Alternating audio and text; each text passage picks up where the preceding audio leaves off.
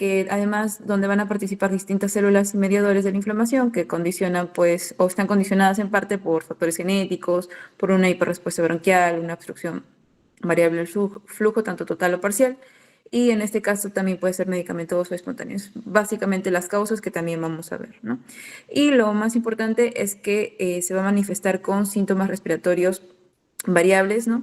Y en este caso con una limitación del flujo de aire respiratorio, que ahorita vamos a ver, ¿no? Pero es una inflamación crónica de las vías respiratorias, ¿no? Que es potencialmente irreversible, ¿no? Y que, bueno, se caracteriza principalmente por la tos nocturna, básicamente. Entonces, tenemos las manifestaciones clínicas, que según esta referencia nos dice que puede ser variable, ¿no? Tanto en tiempo e intensidad, y en este caso tenemos las más comunes, o como se menciona ahí, los síntomas clásicos, ¿no? La tos seca y persistente, que va a empeorar en la noche, o tos nocturna, que se menciona que es la más sensible, ¿no? Que entonces también va a empeorar con el ejercicio, la exposición al desencadenante, que ya vamos a ver, pueden ser diferentes desencadenantes, ¿no? También lo que es la sibilancia al final de la expiración, que es la más frecuente, ¿no? Y la disnea, la opresión del pecho, que se dice que es la más específica también, la opresión de tórax o de pecho. Y bueno, también una fase expiratoria prolongada en la auscultación. Entonces, estos son los síntomas característicos del asma, pero por ejemplo, hay otros signos y síntomas que nos pueden llevar como a descartar, ¿no? Este tipo de patología, que es justamente la producción de esputo, la dificultad respiratoria asociada con mareos, aturdimiento, parestesias, entre otros, ¿no? Como dolor de pecho, ¿no? Disnea, que en este caso se podría asociar de repente a su a su similar, que es el EPOC, ¿no? Que a veces se puede confundir uno con eso, ¿no? U otras patologías. Ay, ya. Entonces, vayamos, antes de hablar de la fisiopatología, a la clasificación. Las diferentes referencias nos mencionan que existen dos tipos, o las podemos clasificar en dos tipos: la alérgica y la no alérgica. La alérgica es básicamente el que va a existir un alérgeno, o sea, un asma intrínseco, va a haber un factor intrínseco en la cual, pues, si bien va a haber un factor alérgeno, la reacción pues va a ser por parte del paciente. En este caso tenemos que el factor de riesgo cardinal, con el cual está más asociado al asma, es justamente la atopia. También, sobre todo, va a haber un fenotipo, ¿no? Justamente en el paciente de asma. Por eso es que este es el más frecuente en niños, ¿no? Es más que todo en niños, como podemos ver en la imagen. Y tiene usualmente una historia familiar positiva, es decir, ya sea el mamá, la papá ha tenido, perdón, el mamá, la papá, el papá ha tenido asma, ha tenido esta historia de rinitis, ¿no? Atopias, entre otros, ¿no? El abuelo, qué sé yo, tiene un factor familiar de riesgo, ¿no? Y como se dice acá, bueno, comienza en la niñez, se asocia principalmente con antecedentes familiares, ¿no? Y puede ser rinitis alérgica, eczemas, alergias a medicamentos, no necesariamente asma, pero sí que tenga el factor, en este caso, de riesgo cardinal, que es la atopia como tal, no necesariamente el asma en sí. Y bueno, lo que había mencionado, ¿no? Va a ser desencadenado por alérgenos como tal, que pueden ser ambientales como el polen, ácaros, ¿no? Ocupacionales como en este caso el polvo de la harina, entre otros. Y bueno, en este caso tenemos que, bueno, está asociado también sobre todo a lo que es la inmunoglobulina E, que es la cadena fisiopatológica que usualmente describen los libros de patología, de medicina interna, ¿no? En el que básicamente el alérgeno va a desencadenar la activación de linfocitos T, en este caso luego de células B, y que luego van a liberar sus famosos inmunoglobulinas C, ¿no? Que es la que es la desencadenante de este asma alérgico, ¿no? Que ya vamos a hablar un poco más en la fisiopatología. Pero básicamente acá es la predominante en niños, es la que menos complicaciones tiene a diferencia de la siguiente, y que sobre todo pues tiene su factor familiar pues presente, ¿no? Activo. Y el asma no alérgica, en el cual pues es más frecuente en adultos, ¿no? No hay una historia familiar usualmente de asma, ¿no? No está asociado justamente a eczemas, atopias, todo lo que había mencionado anteriormente, sino más bien va a estar asociado a infecciones virales, ¿no? Que en este caso va a quedar como un estímulo justamente para la producción del asma.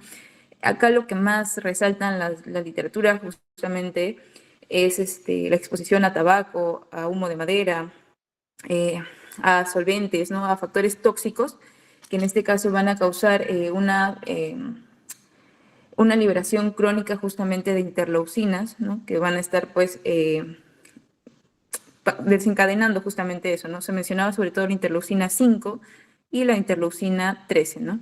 Que básicamente lo que van a hacer es justamente que este tipo de asma sea el más refractario al tratamiento, ¿no? También está sobre todo asociado al cigarrillo, ¿no? Tabaco, cigarrillo. Y bueno, acá también nos mencionan que puede estar asociado con el aire frío, esfuerzo físico, alérgeno, enfermedad de reflujo gastroesofágico, perdón, sinusitis, medicamentos, sobre todo como los AINES, la aspirina, entre otros, ¿no? Y el estrés, bueno, también. Pero sobre todo esto, ¿no? Que de repente es lo que más podrían llegar a preguntar en un examen. Pero pues coloco todo lo que menciona la referencia, ¿no? Ya. Entonces, las diferentes referencias, sobre todo el GINA, nos menciona lo siguiente, que existe un asma tipo T2 y un asma tipo no T2, ¿no? O no relacionado justamente a estos linfocitos T2, que son en este caso importantes, ¿no? En la liberación de, o mejor dicho, en la fisiopatología de lo que es el asma, ¿no? Ya que esto va a aumentar la producción de linfocitos B y por lo tanto de inmunoglobulina E y bueno, en este caso diferenciar lo que hemos dicho, ¿no? Tanto el alérgico, que es el que está relacionado con la inmunoglobulina E, alérgico, uy, alérgico, lo que es la inmunoglobulina E, ¿no? Y el no alérgico, que era el que hemos mencionado, ¿no? Que no está relacionado con la inmunoglobulina E, sino más bien directamente con las interleucinas, que ya la vamos a mencionar, ¿no? Pero en este caso nos mencionan esta clasificación según los fenotipos, ¿no? En el tipo T2, por ejemplo, tenemos el asma alérgica, ¿no? Lo que es el inducida por ejercicio, lo que es el asma tardío, ¿no? También en este caso eosinofílico, relacionado o exacerbado, perdón, con la aspirina. Y también acá tenemos el muy tardío, que usualmente es el más relacionado en pacientes femeninas, en mujeres. El asma tipo no T2, que en el cual tenemos sobre todo la obesidad, ya que como sabemos la obesidad es un estado inflamatorio que pues, nos va a llevar justamente al aumento de interleucinas y puede llevar a desencadenar asma. El asma linfogranulocítico, mediado por músculo liso, el relacionado con lo que es el tabaquismo, ¿no? Neutrofílico No relacionado con sé, el pero tabaco. explica de... Eh, ok. Bien, entonces esto básicamente en cuanto a lo que es la clasificación de la GINA 2024. Ya. Bien, luego tenemos lo que son las manifestaciones clínicas. Tenemos que en este caso recordar que lo que es el asma va a haber como tal una obstrucción de los bronquios, ¿no? Como tal, los bronquiolos, ¿no? Y en este caso, esta obstrucción tanto variable o esporádica de estas vías respiratorias van a desencadenar una disminución de la ventilación, por lo tanto un estado de hipoxemia y por lo tanto un aumento de la frecuencia cardíaca, ¿no? O aumento del gasto cardíaco, ¿no? Porque como sabemos, frecuencia cardíaca es gasto cardíaco por resistencia vascular periférica, ¿no? Entonces acá tenemos lo que es la taquicardia. Y además, ¿no? Este estado hipoxémico también va a desencadenar el aumento de la frecuencia respiratoria, ¿no? Bueno, esto en el bulbo raquídeo.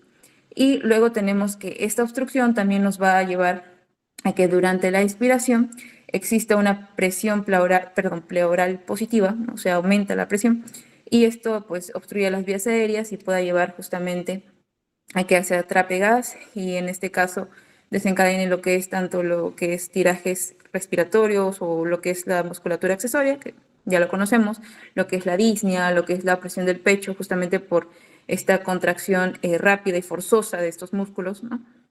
También lo que es la presencia de sibilancias respiratorias que habíamos mencionado también, en el cual existe, o se da, mejor dicho, por justamente este aire turbulento, ¿no? Turbulento. Y bueno, también lo que es la expiración prolongada, justamente por esta obstrucción, cuando pues los pulmones demoran más en vaciarse. Y cuando hablamos de asma, también habíamos hablado de la respuesta alérgica eosinofílica, los eosinófilos, ¿no? Que en este caso van a llevar a la liberación de diferentes sustancias. En este caso, sus granulaciones no van a llevar a la inflamación tanto de la que es la nariz, la piel y los ojos, que van a llevar a rinitis, sinusitis, dermatitis atópica, conjuntivitis, ¿no? Básicamente la clínica. Ya, ahora sí, netamente con lo que es la fisiopatología, este es un cuadro en general en el cual pues habíamos dicho que tanto factores genéticos como factores ambientales van a desencadenarlo, va a ser eh, una reacción, perdón, de hipersensibilidad alérgica, ¿no? Que en este caso, tras una primera exposición, va a llevar a la estimulación de células B, como había mencionado, por los linfocitos T2, ya que estos van a estar ocasionándolo, y produciendo inmunoglobulina E, y en este caso causando la liberación de ciertas interleucinas, que ya lo voy a mencionar más adelante. Y aquí, bueno, los diferentes gatillantes, ¿no? Que ya hemos dicho, alérgenos, infecciones, entre otros, ¿no? Ahí lo tienen. Y bueno, básicamente esto se va a dividir en fase temprana y fase tardía. En la fase temprana, los alérgenos van a activar la inmunoglobulina E, ¿no? En los mastocitos, y aquí sobre todo va a haber una constricción o broncoconstricción, ¿no? O una obstrucción severa de la vía aérea. En esto básicamente se basa la fase temprana, porque aumenta la permeabilidad vascular, va a haber un edema, va a haber hiperplasia de las células calciformes, ¿no? Y por ende pues va a haber más producción de moco, hipersecreción mucosa, y contracción e hiperplasia también del músculo liso bronquial, ¿no? Que en este caso va a obstruir netamente la vía aérea. Y ya en la fase tardía ya netamente se activan los mastocitos y células T colaboradoras, que igual pues van a liberar leucocitos granulares como eosinófilos. Y aquí además vamos a encontrar, aparte de la obstrucción de la vía aérea, tanto lo que es la irritación de los ojos y nariz principalmente, ¿no? Fase temprana y fase tardía. Entonces, aquí en este cuadro tenemos lo siguiente, que bueno, lo que es el asma va a estar desencadenado por 3 procesos fisiopatológicos, tanto la hiperreactividad bronquial, la inflamación bronquial y la obstrucción bronquial, ¿no? Que está integrado con lo que había mencionado, fase temprana, fase tardía. Entonces, la hiperreactividad bronquial se da justamente por una inflamación y una obstrucción. En lo que es la inflamación, nos ubicamos justamente en los bronquiolos terminales, en la cual pues tiene básicamente músculo liso, las células caliciformes, y como va a sobreexpresarse las células TH2 o linfocitos TH2, ¿no? T helper 2, estos van a reconocer al antígeno y van a liberar diferentes interleucinas, como en este caso interleucina 3, interleucina 4, 5 y 13, y que van a llevar a la producción de eosinófilos y por ende también de inmunoglobulina E, ¿no? Liberados específicamente por los linfocitos B. Los anticuerpos son liberados por los linfocitos B, y estos a su vez pues van a causar, como observamos aquí en la imagen, lo que es el edema, justamente por el aumento o la hiperplasia de las células caliciformes que les había mencionado, y también lo que es la contracción, del músculo liso, y por ende el colapso de los bronquiolos. Y la obstrucción netamente es por un broncoespasmo, en este caso del bronquiolo en sí, un aumento de la producción de moco y el edema mismo, ¿no? En este caso es causa-efecto básicamente, esto causa esto. Y bueno, también ayudado por la hipertrofia, ¿no? Por el constante, en este caso broncoespasmo, las células musculares lisas también se van a hipertrofiar. Entonces, esto se observa aquí, tanto la broncoconstricción, la inflamación y la respuesta de hiperreactividad, ¿no? Ya. Aquí básicamente es lo que les había mencionado en fase temprana y fase tardía. No hay que explayarnos mucho porque en esto básicamente en la fase temprana es la vasoconstricción que va a predominar, ¿no? Tras la exposición al alérgeno. Y en la fase tardía, ya con el reclutamiento de células inflamatorias inmunes, igual va a haber vasoconstricción, ¿no? Pero también en este caso los otros síntomas que habíamos mencionado, ¿no? Tanto puede ser conjuntivitis, rinitis, ¿no? Y además la producción o sobreproducción de moco y edema. Y acá un punto importante es que aquí puede supuestamente ser reversible, con la administración de beta-agonistas, ¿no? Ya que como mencionamos, como se sabe, los beta-2 agonistas van a actuar justamente a nivel de las vías respiratorias y las van a relajar, ¿no? Entonces esto va a causar cierta reversibilidad, pero no siempre es completa, no siempre es reversible, ¿no? Como se observa acá. Ya, entonces habíamos hablado de broncoconstricción, hiperplasia de músculo liso, ¿no? Hipertrofia también de músculo liso, debido justamente a las estrellas, ¿no? Lo que es la inmunoglobulina E, que pues, perdón, lo que es el anticuerpo E, ¿no? Y que en este caso va a llevar a la liberación de las diferentes interleucinas, diferentes citocinas que van a llevar a la inflamación, ¿no? Edema, hiperplasia. Entonces aquí tenemos lo que de repente han visto en su curso de patología, que era básicamente esta, ¿no? La hiperplasia, hipertrofia del músculo liso, el aumento del volumen de las glándulas submucosas, ¿no? La hipertrofia, ¿no? El aumento del tamaño. Luego tenemos también lo que es la fibrosis del epitelio, ¿no? En este caso, el aumento también de vasos sanguíneos, ¿no? En este caso, que va a llevar también un edema, ¿no? por extravasación. Por ende, se va a acumular, tanto líquido como moco, y como se puede observar tanto en la imagen esquemática como en la imagen patológica, ¿no? O al microscopio. Básicamente es eso, ¿no? Acá vemos la hiperplasia de las células calciformes, la fibrosis subepitelial y el aumento del volumen del músculo liso. Ya es algo que en este caso se enseña bastante en patología, ¿no? Pero sencillo.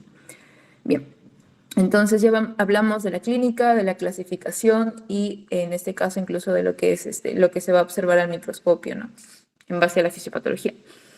Ahora vamos a hablar acerca del diagnóstico, nuevamente basándonos en las guías de GEMA y GINA.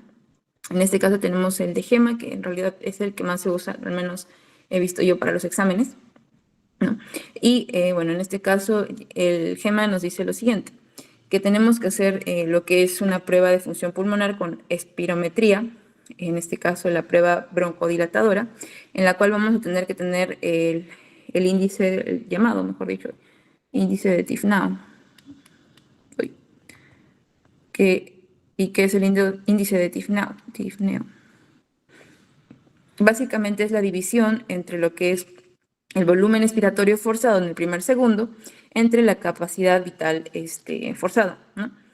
Esta división debería ser normalmente mayor a 0.7 o mayor a 70%, ¿no? Debido a que en este caso el BEF, ¿no? El volumen expiratorio forzado en el primer segundo, es más del 80% del volumen expirado, ¿no? Y bueno, la capacidad vital forzada, ¿no? En este caso es constante. Y que sea menor, como vemos aquí, a 0.7, nos está indicando que existe un proceso obstructivo, de que el paciente no puede expirar más del 80% de lo que normalmente debe expirar, que es el 80% de la capacidad vital forzada.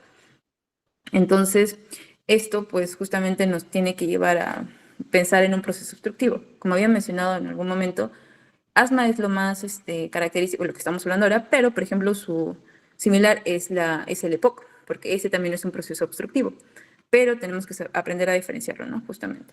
Y para eso existen estas pruebas. Bueno, entonces encontramos que esta es menor a 0.7.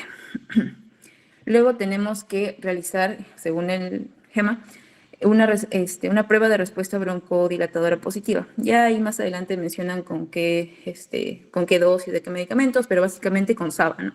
Con los agonistas beta-adrenérgicos de corta duración, de corta acción, perdón, ¿no? Y estos SABA van a tener que dar una respuesta positiva para que nosotros digamos que es asma.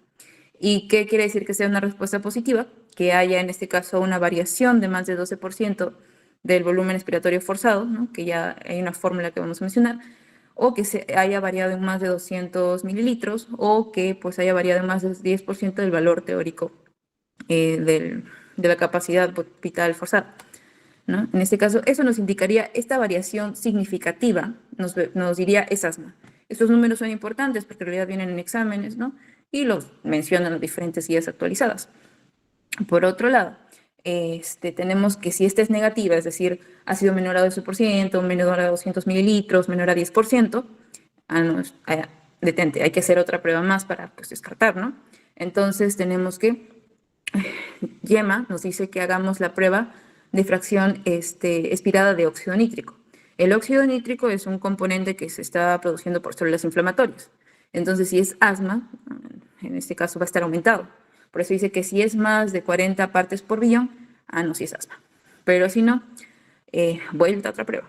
Entonces aquí administramos, es una prueba de tratamiento básicamente, o sea, le damos el glucocorticoide, que es un antiinflamatorio, y si responde bien o normaliza el patrón, no, también es asma, ¿no? Porque está respondiendo al tratamiento adecuado, es asma. Pero si no, ya y persiste el patrón obstructivo, revalúale porque probablemente sea un POC, ¿no? U otra enfermedad.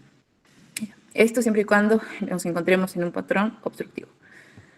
Pero si es que no, si es que está todavía mayor a 0.7 el índice de Tifnau, igual Gemma nos dice que hagamos las diferentes pruebas ¿no? Pero con un margen levemente distinto, ¿no? De todas maneras, le vamos a hacer la respuesta broncodilatadora.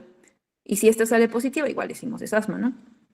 Pero si en este caso sale negativa, vamos a realizar lo que es la variabilidad domiciliaria de flujo expiratorio máximo, ¿no? Que es el PEF, ahorita vamos a mencionar, que básicamente si varía este flujo expiratorio máximo, se mide con una maquinita, una cabina.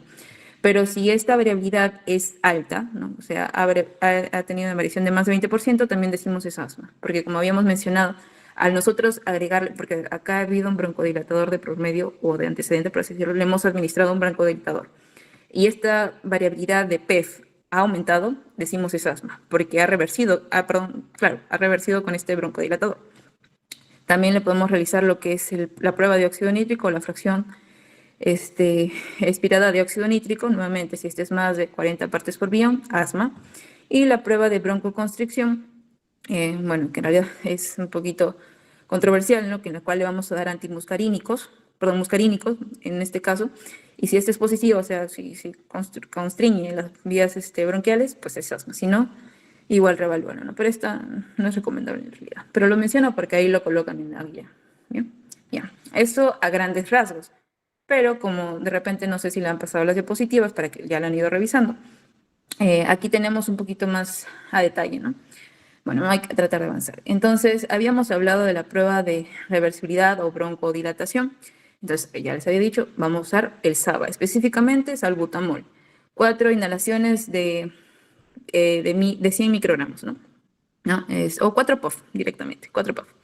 Entonces, esto nos tendría que llevar a lo que les había mencionado, la variabilidad del FEP, o en este caso, del FEP1, ¿no? Que debería ser mayor al 12%, mayor o igual al 12%. Entonces, ¿cómo hacemos esto? Medimos el FEP el volumen esforzado, forzado expiratorio en el primer segundo, post-broncodilatación, ¿no? Que en este caso debería haber aumentado, menos el previo, ¿no? Al broncodilatador, sobre el volumen forzado en el primer segundo, previo también igual, ¿no? Es como en este caso una fracción, básicamente, de la diferencia sobre el previo por 100. Y si este sale mayor o igual al 12%, sí, sí es asma, pues, ¿no? O si no, netamente restarlo. Y si esta sale mayor o igual a 200 mililitros, igual es asma, ¿no? Para que sepan cómo calcular. O si ya de por sí aumenta en 10% del valor teórico de referencia, ¿no? Ya, bueno, esto básicamente es cómo lo tendrían que calcular. Y también habíamos mencionado esta variabilidad de lo que es el PEF, ¿no? Que es volumen forzado expiratorio, ¿no? Perdón, fracciones forzada expiratoria, ¿no? Que básicamente igual es el PEF máximo menos el PEF mínimo sobre el máximo por 100. Y si esta variabilidad es mayor al 20%, en aproximadamente mayor o igual a 3 días en una semana, en un registro total de 2 semanas, porque esto se registra en 2 semanas, igual también pues esta variabilidad nos indica que es asma. Pero no es tan rentable, en realidad lo que más he visto que hacen o preguntan también en exámenes es esto, ¿no? Pero bueno, ahí está lo que menciona Gemma 5 del 2024. Ahora vamos con Gina. Es de cierto modo similar, pero lo presentan diferente, pues, ¿no? Entonces viene un paciente con síntomas como que nos dicen, tiene sibilancias, tiene tos, tiene justamente esta tos nocturna, mejor dicho, esta presión de pecho, ¿no? Signos o síntomas indicativos de asma. Entonces, si es que tiene estos signos, bueno, le hacemos el examen físico y si es que tiene historia que apoya el diagnóstico, vemos si es que el paciente está en tratamiento o no, y si es que no, en este caso el paciente pues ha tenido los signos respiratorios severos o incontrolables, ¿no? Y acá hacer justamente la espirometría factible, en este caso para poder calcular lo que es el PEF, ¿no? Y poder hacer lo que es las pruebas de función pulmonar, ¿no? El test broncodilatador, que es básicamente lo mismo, ¿no? Con el salbutamol. Y si se puede confirmar con eso, se maneja el asma con los inhaladores de corticoides, ¿no? ICS, inhaladores corticoides. O terapia de mantenimiento, ¿no? Y si es que todavía no te confirma el test broncodilatador, que ya hemos mencionado cómo se hace, se repite, ¿no? Durante la presencia de síntomas, ¿no? Y considerar test adicionales que vamos a mencionar, ¿no? Básicamente es similar, pero o sea, ambos se basan en el hecho de realizar el test broncodilatador, o sea, el test con el salbutamol, básicamente, ¿no? Y bueno, ahí lo menciono. Y también en este caso mencionar que, o los otros, descartar, perdón, otros diagnósticos, ¿no? En este caso, a la vez que se maneja empíricamente con el salbutamol. Eso nos menciona, ¿no? Ya. Entonces, Gina nos dice, bueno, cuáles son los signos y síntomas característicos del asma, que ya hemos mencionado, que varían, en este caso, con el tiempo, bueno, y que en este caso va a haber una limitación variable del flujo de aire expirado, confirmado con el test broncodilatador que ya hemos mencionado. Y en este caso, las pruebas de función pulmonar que nos van a tener que dar una variabilidad excesiva de la función pulmonar expiratoria, del PEF, del BEF, básicamente. Y nos menciona lo mismo, ¿no? Del aumento del valor basal de más del 12% del BEF o mayor o igual a 200 mililitros, ¿no? Que es básicamente la resta que habíamos mencionado, ¿no? O en este caso, con mayor confianza si el aumento es más del 15%, ¿no? Bueno, eso básicamente. Y ya. También utilizan salbutamol, como habíamos mencionado, y listo. Entonces, es muy similar en ese aspecto. Pero en este caso también, bueno, nos mencionan acerca de lo que es la prueba de capacidad de respuesta broncodilatadora positiva, perdón, o con aspirometría, ¿no? Que en estas pruebas básicamente se utilizan tanto un SABA como un corticoide con LABA, que igual es un beta-agonista, pero de larga duración, que es básicamente lo que es el salmeterol, ¿no? Y, o en este caso, otras pruebas que pueden ser tanto la variabilidad excesiva del PEF durante 2 semanas, que es más o menos lo que les había mencionado del PEF, de la resta, y cómo debería variar en 2 semanas, o el aumento de la función pulmonar después de 4 semanas de tratamiento, ¿no? Ya. Ya está, bien. Bueno, otras pruebas en este caso que nos van a indicar una limitación variable del flujo respiratorio es la prueba de broncoprovocación, que no debería ser muy usada, y la prueba de variación excesiva de la función pulmonar entre visitas, ¿no? Bueno, eso lo menciono como el cuadro que lo colocan, ¿no? Pero no hay mucho que ahondar en esto, ¿no? Pero ahí lo tienen. Otros estudios que he visto también que lo mencionan las guías, y incluso han sido preguntas de diferentes exámenes también, aunque ya no debería ser porque ya no se usa mucho, la verdad, pero lo preguntan, es las pruebas de evaluación de alergias, ¿no? En la cual básicamente se dosan lo que es la inmunoglobulina E. Bueno, esto sería más útil sobre todo para el asma alérgico, ¿no? Que habíamos mencionado. Y o también en este caso un hemograma que nos indicaría un aumento de eosinófilos. O también pruebas de cutáneas, ¿no? De alergias en la piel. Básicamente se le coloca el alérgico en la piel y hace una reacción cutánea intradérmica. Y, o también en este caso, esto es más que todo para descarte. La prueba de capacidad de difusión de monóxido de carbono, el DELCO, ya que en este caso en el asma tiende a ser normal, incluso aumentado por la inflamación o la hipertrofia y hiperplasia, ¿no? Ya que en este caso el CO2 se infiltra, ¿no? En lo que es el epitelio respiratorio. Pero si es que existiese algún proceso restrictivo, ¿no? Que nosotros de repente conocemos por ahí, por el PIT, entre otros, fibrosis, entre otros, ¿no? Entonces, ahí a diferencia va a estar disminuido, perdón, ¿no? También tenemos lo que es la fracción exhalada de óxido nítrico, bueno, ya se mencionó. Incluso dicen que no es tan recomendada, pero es de última línea, ¿no? Cuando no confirmamos con nada el asma. También el análisis de esputo, que por ejemplo esto he visto en diferentes preguntas de patología, ¿no? Como por ejemplo las imágenes, perdón, de espiral de Kurzman, ¿no? Básicamente es bronquiolo desprendido, ¿no? Epitelio bronquial desprendido, ¿no? Que se puede observar en el tapón de moco del paciente.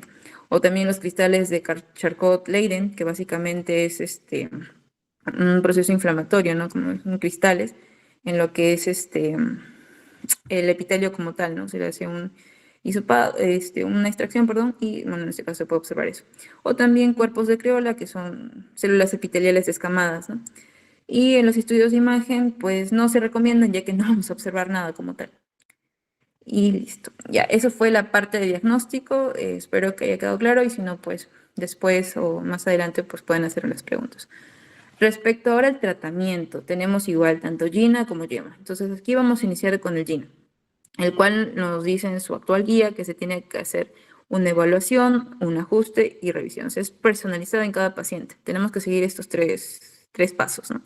Evaluar, o sea, es decir, realmente tiene asma, evaluar en qué grado está, ¿no? Porque acá se ven tanto los factores de riesgo de exacerbaciones, el deterioro como tal de la función pulmonar, efectos adversos que podrían llegar a tener los medicamentos en este paciente. Igual ver tanto lo que es la técnica, el cumplimiento del inhalador, entre otros. Es la primera evaluación que se tiene que ver, ¿no? Como síntomas, exacerbaciones, efectos adversos, la función pulmonar, comorbilidades, entre otros.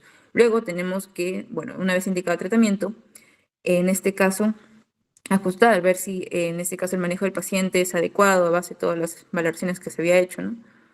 Y en este caso revisar el paciente de acuerdo a tus objetivos de tratamiento, ¿no? Evaluar tanto los factores que afectan los síntomas, el riesgo de los resultados adversos, la satisfacción del paciente, entre otras, ¿no? Bueno, básicamente es la evaluación, acá es el revisar y acá es el ajustar. Bueno, ¿no? En este caso, acá tenemos que confirmar el diagnóstico, los síntomas de control, tanto los factores de riesgo modificables como morbilidades, por ejemplo, si tiene obesidad, ¿no? En este caso manejarlo con el endocrinólogo, con el nutricionista, entre otros. ¿No? Y acá modificar el tratamiento en base a la respuesta que haya tenido. Que ya vamos a ver que también nos muestran diferentes escalas o clasificación en base a la respuesta del tratamiento. Ya bueno, avancemos. En cuanto a las categorías de la terapia farmacológica, existen los de alivio rápido, los antiinflamatorios de alivio rápido, en el cual tenemos como estrella los corticoides inhalados, ¿no? Y los broncodilatadores de acción rápida, o sea, acá hablamos del SABA, del SAMA, ¿no? Bueno, acá, por ejemplo, incluso ya esto está básicamente comercialmente combinado, ¿no? Que es la budesonida, que es el corticoide, ¿no? Como tal, con formoterol, que básicamente es el betagonista, ¿no?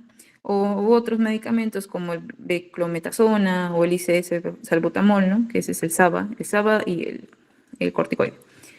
Y el otro lado que tenemos que es el tratamiento de mantenimiento y de alivio también, ¿no?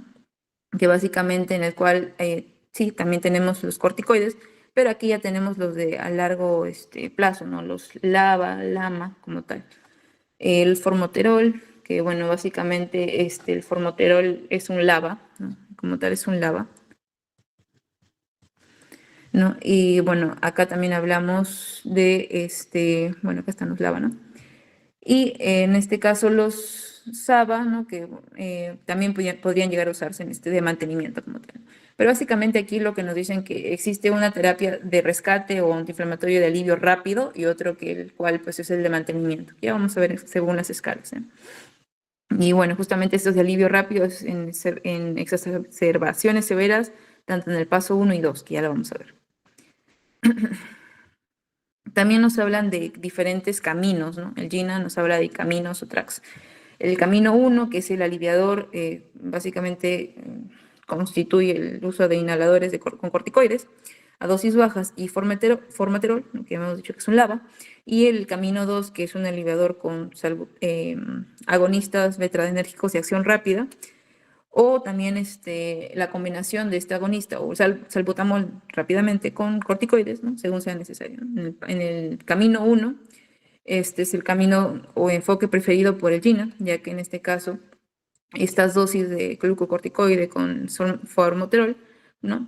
Va a ser una terapia alivadora antiinflamatoria rápida que va a reducir el riesgo de exacerbaciones o complicaciones, ¿no? Y en este caso es el más sencillo, sobre todo en pacientes que lo utilizan como único medicamento. Esos son los famosos inhaladores que utilizan los pacientes con asma y también lo pueden usar como mantenimiento después, ¿no? Y bueno, en este caso el paso 2 o el camino 2 es cuando ya no se puede utilizar el camino 1 o si el asma es de un paciente que está estable, con buen cumplimiento y sin exacerbaciones, ya que este es usualmente el que se utiliza para lo que es la terapia de mantenimiento, ¿no? Terapia de mantenimiento.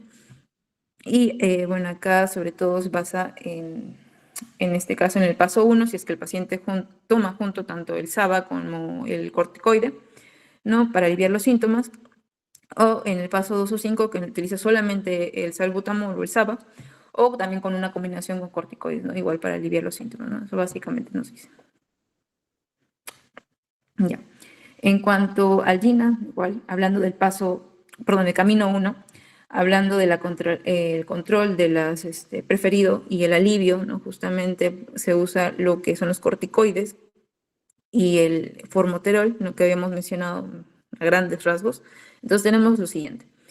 En base a que si el paciente tiene un asma bien controlado, ya vamos a ver que es bien controlado, parcialmente controlado, mal controlado, porque hay una clasificación específica para eso. Si el asma está bien controlado en este paciente, ¿no?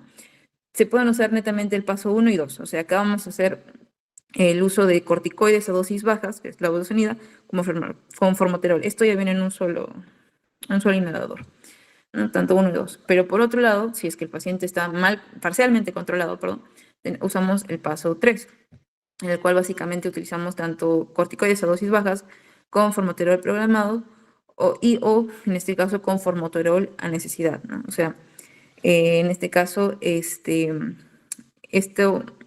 básicamente lo vamos a utilizar el formoterol ya sea necesariamente o como elección, básicamente, ¿no? Y el asma mal controlado, en el cual vamos a usar el paso 4, en el cual ya no vamos a usar a dosis bajas los corticoides, sino a dosis medias, y el formoterol ya programado netamente. Y por último, el paso 5 ya es los refractarios, como se dice, en el cual se debe derivar a un especialista porque no te respondió a tus corticoides, no te respondió a tu formoterol o tu LABA. Entonces, hay algo más ahí, porque les comento justamente que en base a la clasificación que habíamos hecho en un inicio, los no alérgicos o los no asociados con IgE son predominantemente los que están expuestos a humo de tabaco, los que fuman, los de cigarrillos, y esto hace una inflamación crónica, ¿no? Con interleucinas y todo eso. Y estos son los que básicamente no responden a este tratamiento y usualmente van a tener que tener un tratamiento especializado, ¿no? Y ya sea que necesiten dosis más altas de corticoides o dosis más altas de LABA o agregar un LAMA, que es un antimuscarínico, o antileucotrienos, aunque estos antileucotrienos están asociados básicamente al que es eh, inducido por aspirina, ¿no? Por ejemplo, este está asociado más con los que son inducidos por aspirinas y AINES, ¿no? Y los que están relacionados con el tabaco, por ejemplo, acá ya se utilizan terapias biológicas, como había leído, los antiinterleucina 5, los antiinterleucina 13, que eran el restizumab, ¿no? Básicamente, esas son las 5 escalas. Bien. Entonces, Gina también nos habla de esta escala también que es para el control y el alivio, ¿no? Alternativo, ¿no? Porque lo primero siempre es tus corticoides con tu formoterol o tu LABA, ¿no? Que también te va a ayudar para el mantenimiento. Pero hablando ya en este caso del alternativo, tenemos lo siguiente, igual, si es que está bien controlada, parcialmente controlada o mal controlada, ¿no? Y bueno, en este caso, en el bien controlada, paso 1, paso 2, corticoides a dosis bajas y en este caso el uso del SABA, ¿no? Ya sea necesidad, en este caso, en realidad todos esa necesidad, y en el paso 3, que está relacionado con un asma parcialmente controlada, aquí tanto corticoides a dosis bajas, LABA y el SABA a necesidad. O sea, si tiene alguna exacerbación, le damos su SABA, pues, ¿no? Y en el paso 4, que es mal controlada, ya no es dosis bajas de corticoides, sino dosis medias, ¿no? O altas, y en este caso también el uso de LABA, e igual se usaba a necesidad, ¿no? Y el paso 5, que es lo mismo, ¿no? Fenotipos diferentes que no te están respondiendo al tratamiento, básicamente, ¿no? A decir verdad, ¿qué es esto de dosis bajas y dosis altas, ¿no? Porque eso lo mencionan en un ladito, pero no lo he puesto. Ya. Dosis bajas, básicamente, son de 2 a 4 PAF, ¿no? Uy. Y hablando de dosis media o alta, estaríamos hablando, media o alta, de 4 a 8 PAF. Uy. ¿No? Porque como habíamos mencionado, son inhaladores, ¿no? Ya, listo. Ya. Bueno, igualmente Gina acá nos da otras opciones terapéuticas desde el paso 1 al paso 5. Los que les he mencionado, ¿no? Antilocotrienos, de repente para los que están inducidos por aspirina, por AINES, las corticoides con lavas diarias como tratamiento inicial, las inmunoterapias, ¿no? Estos son antileucotrienos también, inmunoterapia, pero si no, sin base con todo esto, combinar ya con dosis altas de corticoides, además de un LAMA. Y en el paso 5, ya en este caso, por ahí se le puede dar acitromicina, sobre todo cuando pacientes de repente tienen sospecha de repente de alguna enfermedad aledaña, porque justamente esta persistencia, ¿no?, sintomática, a pesar de usar los corticoides y el ABA, de repente por ahí hay escondido una neumonía o algo, ¿no? Entonces la acitromicina nos cubre por ahí. Y las terapias biológicas, que ya son la última línea, que les había mencionado, que usualmente es para pacientes que han consumido pues justamente tabaco, cigarrillos, eso, ¿no? Con inmunoglobulina E, antiinmunoglobulina E, antiinterleucinas, ¿no?, entre otros. Ya.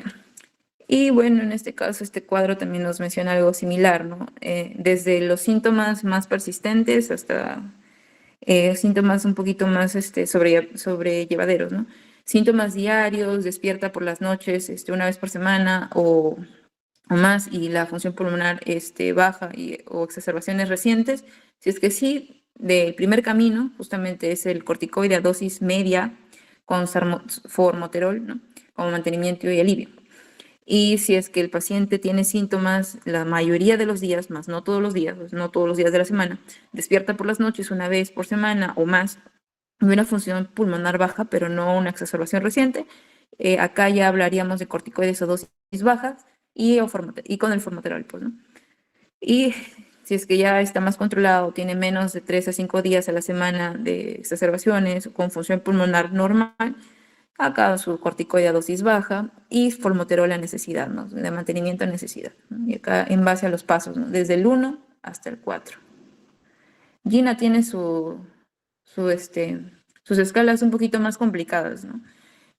Y bueno, eso es básicamente lo mismo, ¿no?, lo que les había mencionado, en base a la exacerbación, sino que acá está del menos a más, básicamente. Síntomas de asma poco frecuentes, ¿no?, síntomas de asma más frecuentes, por ejemplo, poco frecuente de 1 a 2 días por semana, menos o moderadamente frecuente de 3 a 5 días por semana, con función pulmonar normal todavía, acá igual. Dosis bajas de corticoides, con formoterol según sea necesario, ¿no? En otro camino son las opciones que tienen, ¿no? Pero lo de primera línea es lo que sí o sí deben saber. Los síntomas que estén pues presentes la mayoría de los días, o sea, de 4 a 5 días por semana, y además se despierte más de una vez en la noche, y además tenga una función pulmonar baja, ya les había dicho, su corticoide a dosis bajas, pero sí o sí con su formoterol, ¿no?, y su como terapia de mantenimiento. Acá es según sea necesario el formoterol, pero acá sí o sí. Es lo que básicamente es la diferencia siempre, es sí o sí. Síntomas diarios, se despierta con síntomas más de una vez a la semana, o sea, en la noche, y con función pulmonar baja, sus corticoides ya no a dosis bajas, sino a dosis medias, y su formoterol sí o sí. Y ya el que siempre tiene un alivio o no tiene un alivio adecuado, perdón, de los síntomas, incluso se le añade LAMA, se repite evaluación fenotípica, ¿no?, entre otros. Ya está. Ahora sí vamos con el que creo yo todos conocen, el algoritmo de tratamiento o los pasos de tratamiento de la GEMA, ¿no?, según la última, que es el 2024. Bueno, entonces tenemos los 6 escalones para el tratamiento del asma, que va desde el uso de glucocorticoides inhalados con formoterol o glucocorticoides inhalados, en este caso con el salbutamol, ¿no? Ambos van a ser útiles, pero recuerden que el salbutamol es el de acción rápida, justamente el de rescate, pues, ¿no? Entonces, en el paso 1. En el paso 2, además de esto, que es el de rescate, le vamos a añadir, en este caso, el glucocorticoide a dosis bajas y antileucotrienos. En el escalón 3, ya en este caso, glucocorticoides a dosis media, o en este caso, el uso de glucocorticoides a dosis bajas con un LABA, ¿no?, que es básicamente el formoterol. Esto es más que todo de mantenimiento. Y igual, esto siempre, como van a observar aquí, siempre se mantiene. ¿Por qué? Porque esta es tu terapia de rescate. Lo único que varía, ¿no?, es en base a si es que es la dosis, ¿no? O sea, si es que es algo leve a moderado, pues usamos dosis bajas, pero si es severo, siempre se utilizan dosis altas, básicamente. Bueno, en el escalón 4, igual su terapia de rescate, con ya sean dosis medias, ¿no?, o, claro, dosis medias con ya sea un LAMA o antileucotrienos. En el escalón 5, su terapia de rescate. Y si es que aún así persiste el mal control, se puede añadir tanto un LAMA o un leucotrieno o la citromicina, si es que ven que persiste la sintomatología a pesar del tratamiento y de repente está por ahí escondido una neumonía, ¿no? Y en el escalón 6 aquí está lo más ya, lo último, ¿no? Ya sea terapias con, biológicas, como se ha mencionado, con omalizumab, mepolizumab, reslizumab, entre otros, o fracaso a opciones previas, como en este caso, si es que a pesar de todo persiste el fracaso, es una terapia más invasiva que es la termoplastía endobronquial, que es básicamente recuperar ese o arreglar ese tejido inflamado, fibrosado, entre otros, ¿no? Y bueno, ya el último, en realidad no se recomienda, es el uso del glucocorticoide vía oral, ¿no? Porque siempre se recomienda inhalado, pero vía oral pues te baja las defensas y te causa diferentes efectos adversos que no queremos en el paciente, ¿no? O la triamcinolona intramuscular, ¿no? Ya.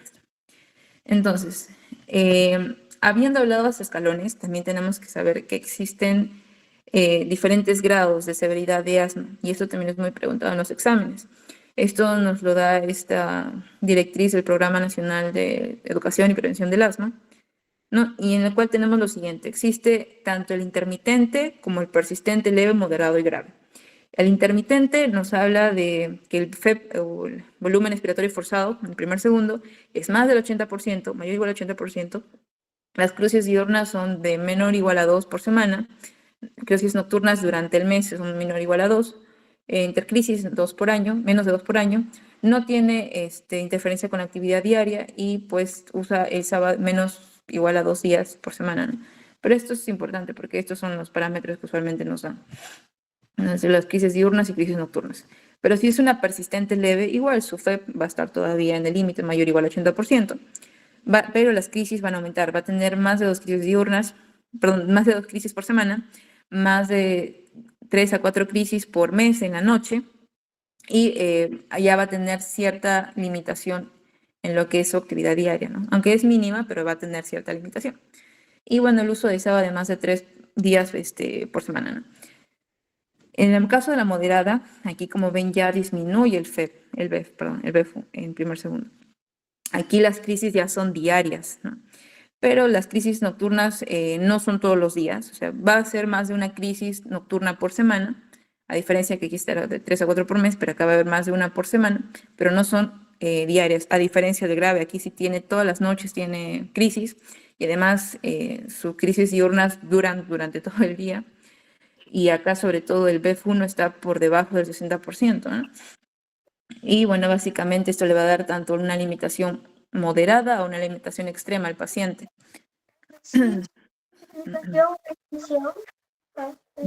Ya. Está alguien con el micrófono encendido, no sé si lo puede apagar. Bueno. Y en base a que nosotros hemos determinado si es grave, perdón, si es que es persistente o intermitente, ¿no? Si es intermitente, con su corticoide y su formoterol, si es necesario o no. Pero si es persistente, leve, ya vamos al escalón 2, igual todavía hay siempre su corticoide, ¿no? Con su formoterol. Si es que es moderada, escalón 3 o 4, ¿no? Que ya habíamos mencionado, sus corticoides con su formoterol o su SABA, ¿no? Y otras terapias adyuvantes que ya habíamos mencionado que podrían darse, ¿no? Antilocotrienos, lo que es incluso la citromicina, ¿no? Entre otros, ¿no? El LAMA, el LAVA, entre otros. Y el grave, sí o sí, ya vamos a los escalones más elevados, escalón 5, escalón 6. Bueno, Gina también tiene su clasificación según la severidad, ¿no? Ya sea leve, moderado o severo. Y bueno, el asma leve es cuando todavía se controla bien con un tratamiento de baja intensidad, ya sea de paso 1, paso 2. Moderada si es que está bien controlada con el tratamiento, ¿no? Y el severo es que a pesar de que le ha dado tratamiento, no se controla bien, ¿no? Inclusive con dosis altas de corticoides, y que requiere dosis altas de corticoides con LAVA para evitar que se descontrole, ¿no? Ya. Y bueno, Gina también tiene su clasificación, ya sea intermitente o persistente. Este es un poquito más acortado, ¿no? Intermitente es que tenga síntomas de asma poco frecuentes, de 1 a 2 días por semana o menos. Persistente leve, de 3 a 5 días por semana, pero todavía con la función pulmonar normal. La persistente moderada, la mayoría de los días, de 4 a 5 días, y además se levanta más de una vez por la noche, en este caso a la semana, o una función pulmonar, pero ya tiene una función pulmonar baja, ¿no? Y la persistentemente grave, además de la función pulmonar baja, sí o sí tiene que, en este caso, despertarse con síntomas durante la noche más de una vez por semana y tiene los síntomas diarios, ¿no? Todo el día. Igual, tienen paso 1, paso 2, paso 3, o los escalones que habíamos mencionado, de escalón 1, escalón 2, 3 o 4 y o 5 o 6, ¿no? En correlación con lo que es el YEMA. Leve, moderado, severa. Bueno, ya. En algún momento mencionamos que en base al tratamiento podemos decir si es que el paciente está bien controlado, parcialmente controlado o mal controlado, porque incluso eso nos llevamos justamente a los pasos, ¿no? Step 1, 2, 3, 4, hasta el paso 4, ¿no? Entonces, básicamente aquí tenemos que un ESMA está bien controlado cuando los síntomas diurnos no existen o son menor o igual a 2 días por el mes, cuando no hay limitación de actividad, cuando hay síntomas nocturnos, perdón, no hay síntomas nocturnos o despertar del paciente, cuando la función pulmonar está ok y no hay exacerbaciones. Está parcialmente controlada cuando existen más de 2 síntomas o exacerbaciones en el día, ¿no? Al mes, o cuando tiene cierta limitación de actividad, o cuando tiene algunos síntomas nocturnos, o cuando tiene necesidad de medicación más de 2 días al mes, y acá sí la función pulmonar puede estar disminuida, ¿no? Y las exacerbaciones, ¿no? Que es lo que nos mencionan aquí, es mayor o igual a 1 por año. Y la mal controlada es cuando tiene todas las características, tiene síntomas diurnos, limitación de actividades, tiene síntomas nocturnos, en este caso mayor o igual a 3, ¿no? En este caso, y además también tiene más de una exacerbación, en este caso ya no en el año, sino en la semana, o cualquier semana. ¿No? Pero acá yo diría el punto o el número estrella es el 2, en cuanto si es que es intermitente, si es que es persistente, ya sea leve, moderada o severa, ¿no? Acá el 2 y por ahí el 3, 4 y 4 y 5, ¿no? Pero acá para bien controlada, parcialmente controlada y mal controlada, el 2, ¿no? Yes. Sí, ya. Y bueno, Gina también nos habla de su clasificación según el control, pero esto es básicamente con una encuesta, ¿no? Si es que tiene síntomas diurnos, más de 2 veces por semana, igual. Si es que tiene algún despertar, ¿no? Debido al asma, si es que tiene la necesidad de, en este caso, del uso de la terapia de rescate, o si es que tiene alguna limitación de la actividad debido al asma, ¿no? Y si es que no tiene ninguno de estos, está bien controlado. Si tiene uno o dos, parcialmente, y si tiene más de 3 o tiene todos, básicamente es pues mal controlada o sin control, ¿no? Bueno, en este caso, sí, ahí está nada más. Allá. Esto sería básicamente toda la exposición, ¿no? No sé si habría alguna pregunta, si es que de repente hay algo que no quedó claro.